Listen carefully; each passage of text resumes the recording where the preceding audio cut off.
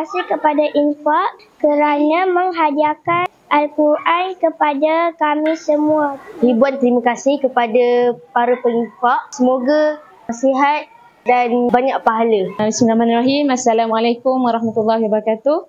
Saya wakil guru dari Sekolah Kafah Nasihin Sungai Kertas.